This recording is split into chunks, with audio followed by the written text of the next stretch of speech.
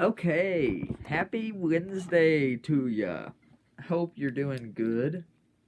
Um, I'm antsy today for today's lesson because I'm excited about it. There's a lot of good stuff coming out of it, but I'm also antsy because there's some challenging stuff. Like I mentioned last week, the passages we're in now in First Corinthians are Paul talking about situations happening at the church in Corinth. All right, this isn't just his theology.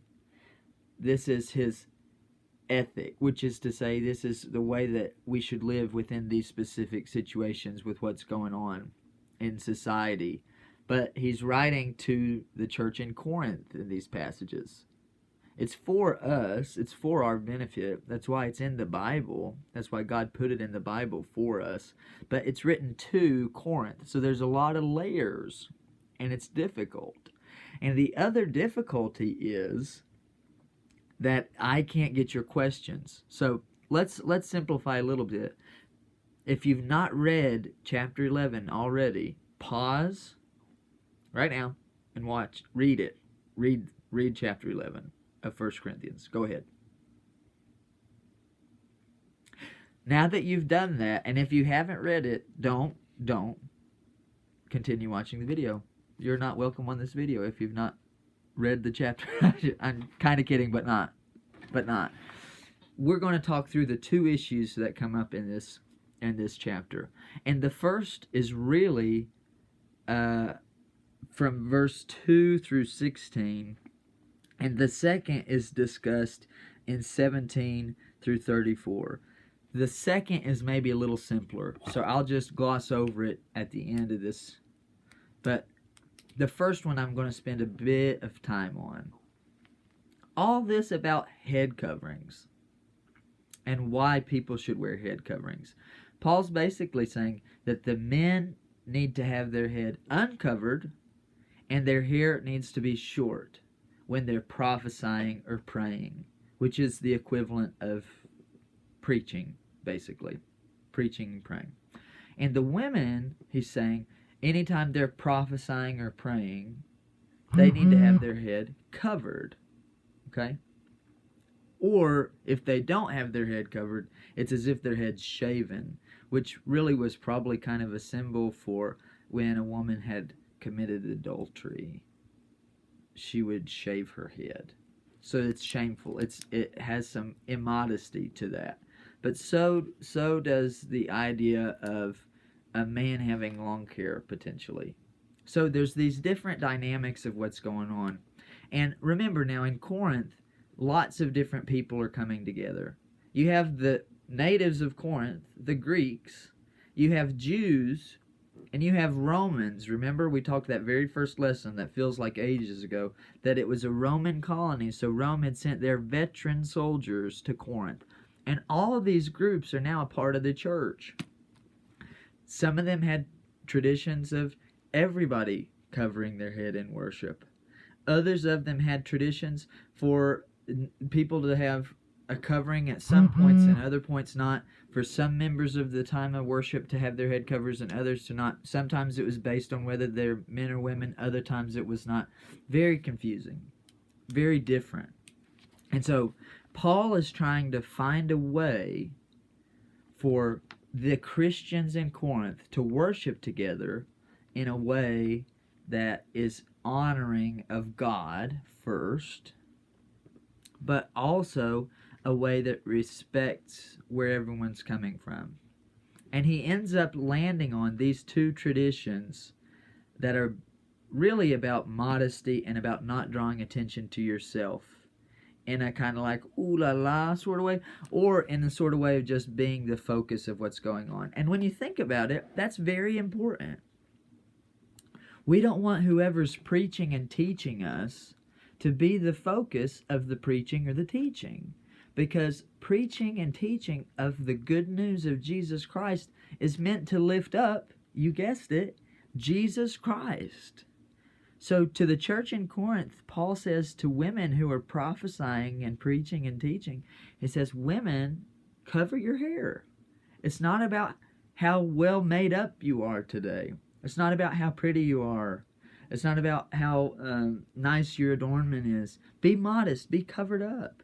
Men, no man buns right now, right? Because for whatever reason, it seems like maybe in Paul's day in Corinth, for men to have long hair was kind of this maybe promiscuous thing. So he says, no, don't draw attention to yourself with a man bun with the long hair.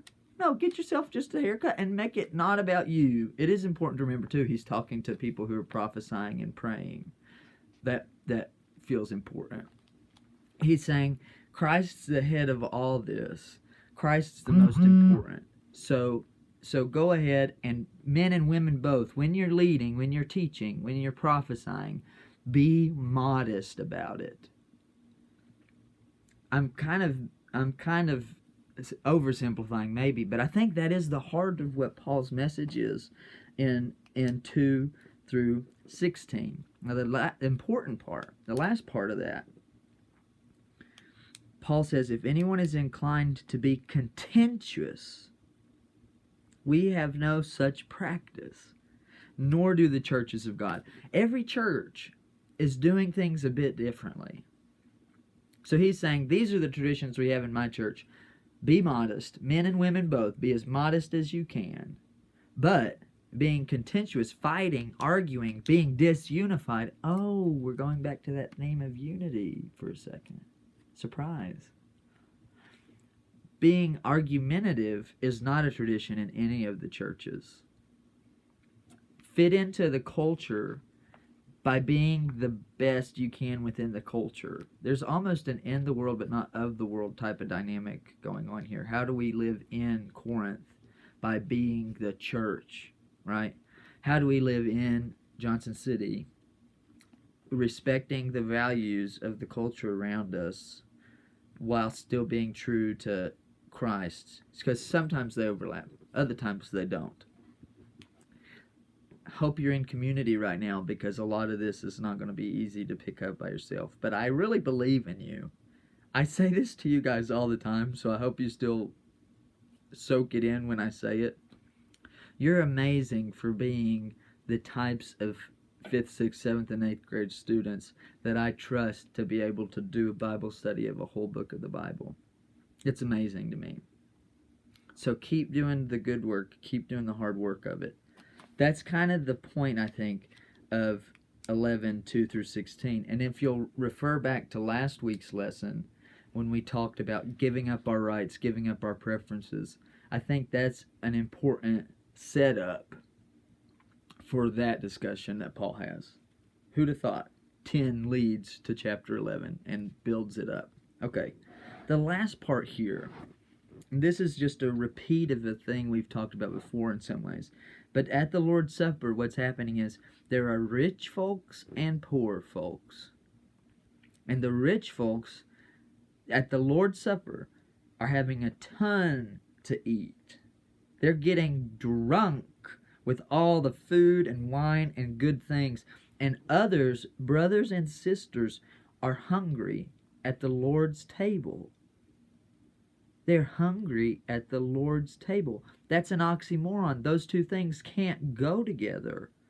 For someone to come to the Lord's table and be hungry, because He gives in abundance to everyone, to all of us.